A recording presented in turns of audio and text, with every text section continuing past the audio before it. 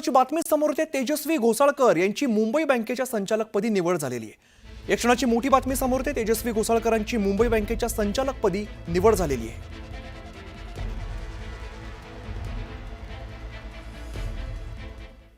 नेतृत्व करत असताना मराठी माणसांचा पूर्ण विश्वास आज त्यांच्या नेतृत्वाखाली सरकारवर आहे। तसेच माननीय एकनाथरावजी शिंदे साहेब यांनी खऱ्या अर्थानं बाळासाहेबांचा मराठीचा आणि हिंदुत्वाचा विचार सोबत नेला, ज्याला उद्धवजी ठाकरेंनी तिलांजली दिली।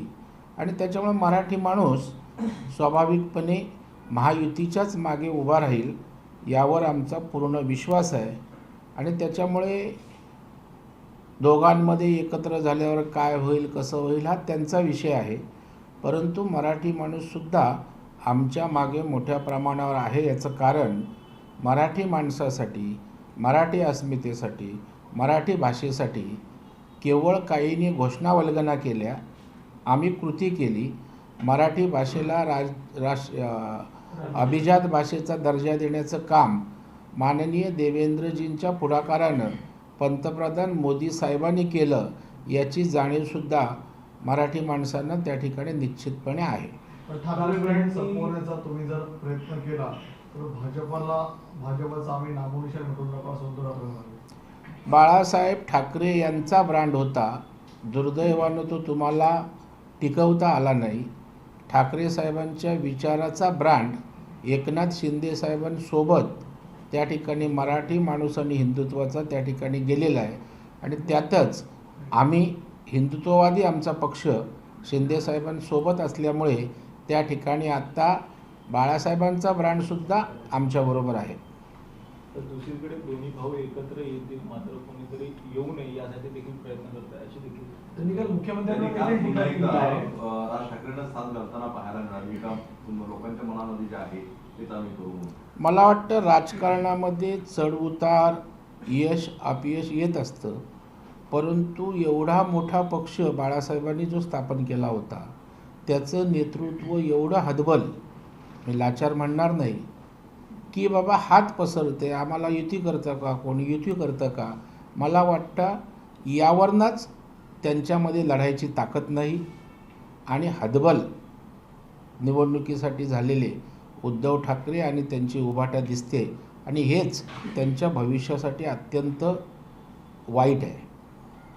संजय राऊत असे म्हणतात की ठाकरे ब्रँड जो आहे तो देशात सुप्रीमो आहे।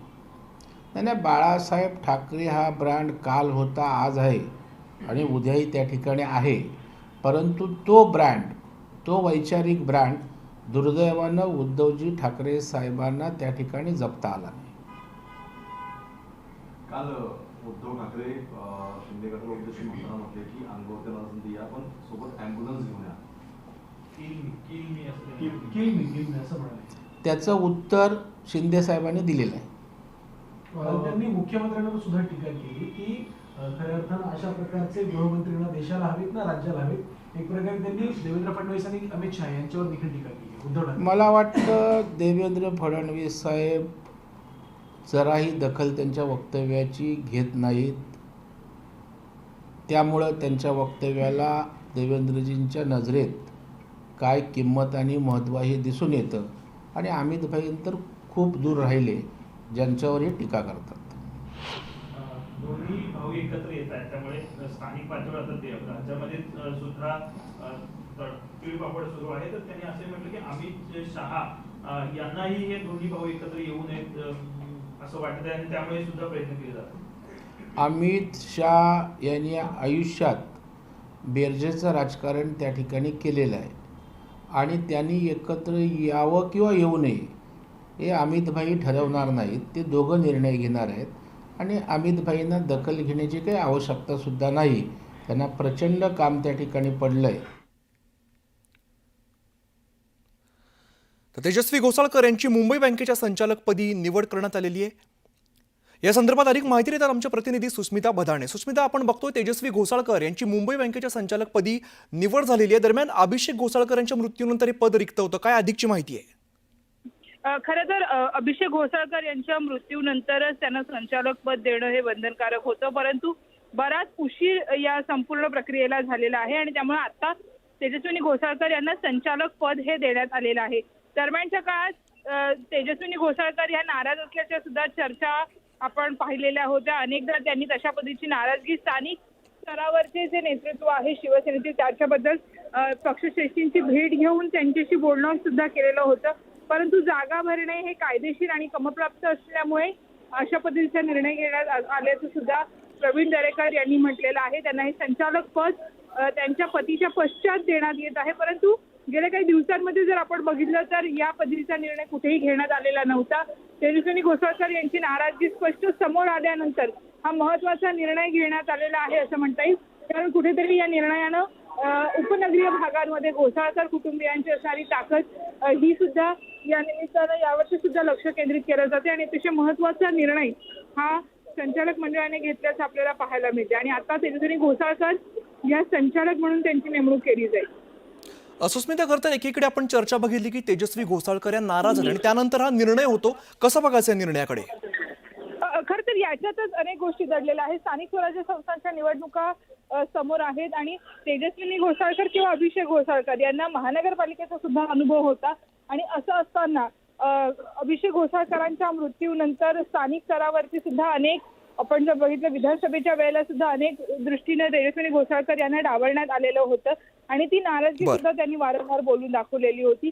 त्याच दरम्यान दुसरीकडे जर आपण बघितलं तर भाजपकडनं सुद्धा त्यांना हिरवा कंदील अनेकदा दाखवण्यात आला. पडद्यामागे या अनेक चर्चा सुरू होत्या आणि या चर्चांमुळेच आता आपण बघतोय की अभिषेक घोसाळकर यांच्या हत्येच्या अनेक महिन्यानंतर वर्षानंतर अशा पद्धतीचा निर्णय संचालक मंडळानं घेतलेला आहे जो मुंबईतील महानगरपालिका निवडणुकीच्या पूर्वी अतिशय महत्त्वाचा म्हणावा लागेल.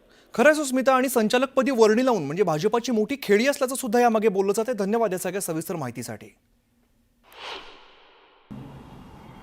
अभिषेक घोसाळकर हे या बँकेवर संचालक म्हणून कार्यरत होते आणि त्यांचा दुर्दैवी त्या ठिकाणी हत्या झाली आणि मग रिक्त झालेल्या जागी नियुक्त करण्याचा अधिकार संचालक मंडळाला त्या ठिकाणी असतो आणि आपल्याकडे माणुसकी भावना या ठिकाणी असतात आणि जनरली